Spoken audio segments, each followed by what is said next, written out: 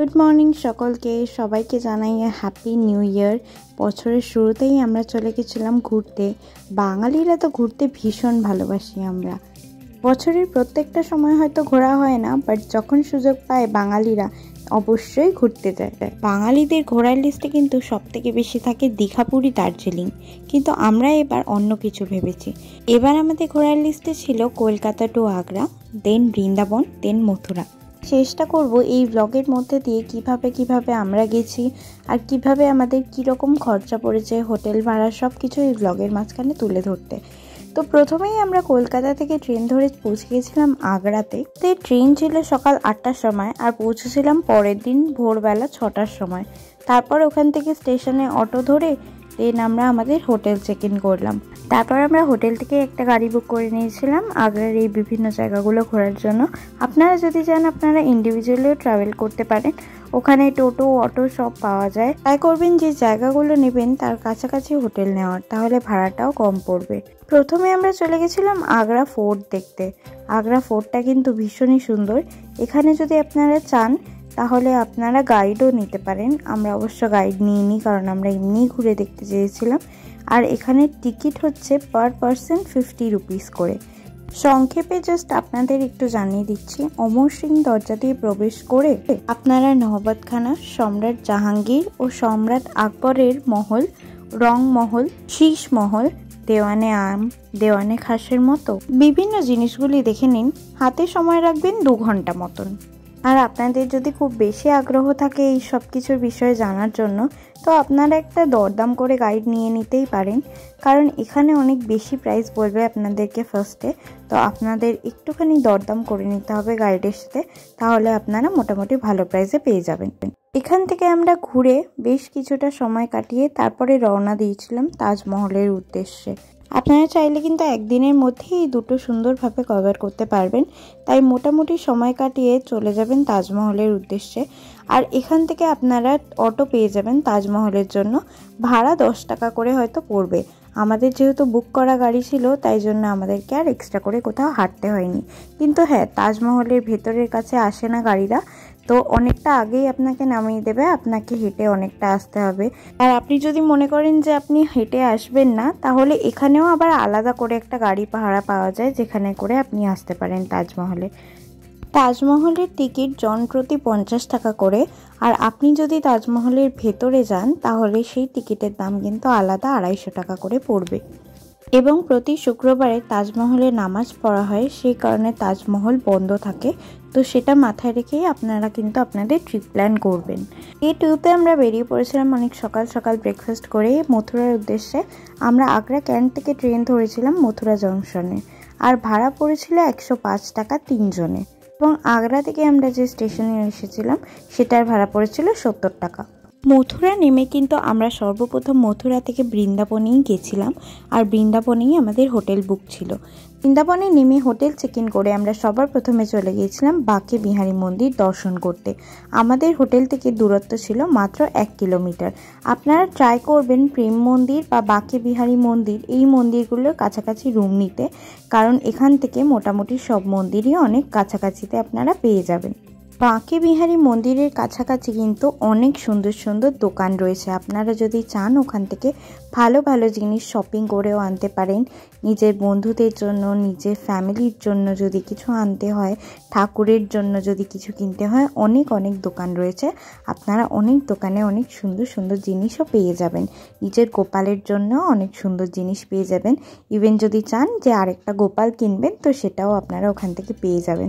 আমরা তো এখান থেকে গোপালের অনেক অনেক জিনিস কিনেছিলাম, আর সাথে গোপালের একটা সুন্দর মশারিও কিনেছিলাম। তারপর আমরা ডিনার করে হোটেলে আবার ফেরত চলে গেছিলাম। পরের দিন আমরা অনেক সকাল সকাল বেরিয়ে রাধা রামান মন্দির দর্শন করতে চলে গেছিলাম। আর এই মন্দিরটা নির্মাণ হয়েছিল 1600 সালে, তার মানে অলমোস্ট 500 বছর আগে। এই মন্দিরের একদম কাছেই কিন্তু অবস্থান করছে নিধিবন। নিধিবনে কিন্তু সকাল সকাল যাওয়াই ভালো, কারণ এটা হচ্ছে বৃন্দাবনের অনেক পবিত্র এবং রহস্যময় স্থান। এখানে কিন্তু 4টের পর আর কাউকে প্রবেশ করতে দেওয়া হয় না। কথায় আছে নাকি ভগবান এখনও এখানে আসেন এবং তার হাজার হাজার গোপিনীদের সাথে রাসলীলায় মেতে ওঠেন। অনেকে বলে যে নিধিবনে যারা সন্ধেবেলা আসার চেষ্টা করেছেন, হয় মারা গিয়েছেন নয় পাগল হয়ে গিয়েছেন। তারপরে আমরা সোজা চলে গেছিলাম ইস্কন মন্দিরে। এত সুন্দর এই মন্দিরের দৃশ্য দেখলে আপনারা চোখ ফেরাতে পারবেন না। এই মন্দির নির্মাণ হয়েছিল 1975 সালে। ভগবান শ্রীকৃষ্ণ ও ভগবান বলরাম থাকায় এই মন্দিরের আরেক নাম হয়েছিল শ্রী শ্রী কৃষ্ণ বলরাম মন্দির। বৃন্দাবনের সব মন্দিরই কিন্তু দুপুর 12টার সময় বন্ধ হয়ে যায়, আবার খোলে বিকেল 4:30-র সময়। তো আপনারা যারা ঘুরবেন সেই হিসেবেই কিন্তু প্ল্যান করে আসবেন এবং সেই হিসেবেই মন্দির দর্শন করবেন, কারণ 12:30টার পরে কিন্তু কোনো মন্দির আর খোলা থাকে না। সন্ধেবেলা এই মন্দিরে এমন পরিবেশ সৃষ্টি হবে যা ভাষায় প্রকাশ করার মতন নয়। এরপরে আমরা চলে গেছিলাম বৃন্দাবনের one of the most beautiful মন্দির, যেটা হচ্ছে প্রেম মন্দির। এই মন্দিরে সন্ধেবেলার আগে আসবেন না, সন্ধেবেলাতেই এটা অপরূপ সুন্দর দেখায়। এখানে বৃন্দাবনের যাবতীয় জিনিস, কৃষ্ণের ছোটোবেলা থেকে শুরু করে বড়বেলার প্রত্যেকটা জিনিস মূর্তি হিসেবে সুন্দর করে দেখানো রয়েছে। এই মন্দিরে এক একটা জিনিস খুব সুন্দরভাবে, খুব নিখুঁতভাবে সাজানো, যা দেখতে দেখতেই আপনার মন ভরে যাবে। কৃষ্ণের ছোটোবেলা থেকে শুরু করে বড়বেলা প্রত্যেকটাই এই মন্দিরের মাধ্যম দিয়ে বোঝানো হয়েছে। প্রেম মন্দিরের কালার কিন্তু চেঞ্জ হতে থাকে প্রত্যেক সন্ধেবেলা। ইভেন এখানে একটা সুন্দর ফাউন্টেন শোও হয়, যেটা জলের ফাউন্টেন শো। এক এক সময় এটা টাইমিংটা একটু চেঞ্জ হয়, শীতকালে আলাদা টাইমিং আর গরমকালে আলাদা টাইমিং। তো আমরা যেই সময় গেছিলাম তখন শোতে ফাউন্টেন শোটা শুরু হয়েছে। তো আমি এই ভিডিওতে ওই ফাউন্টেন শোটাও আপনাদেরকে দেখাবো, যেখানে ওরা জলের দ্বারা অনেক নানা রকম ফাউন্টেন শো বানায়।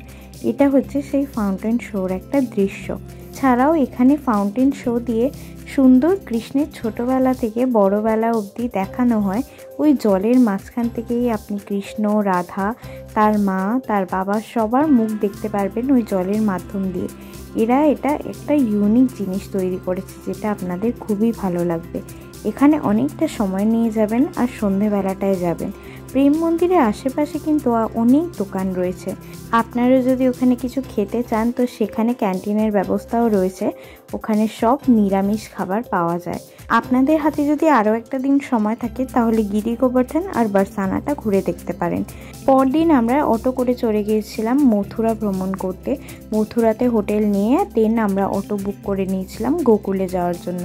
গোকুলে প্রথমেই আমরা চলে গেছিলাম রমন রেতি দেখতে।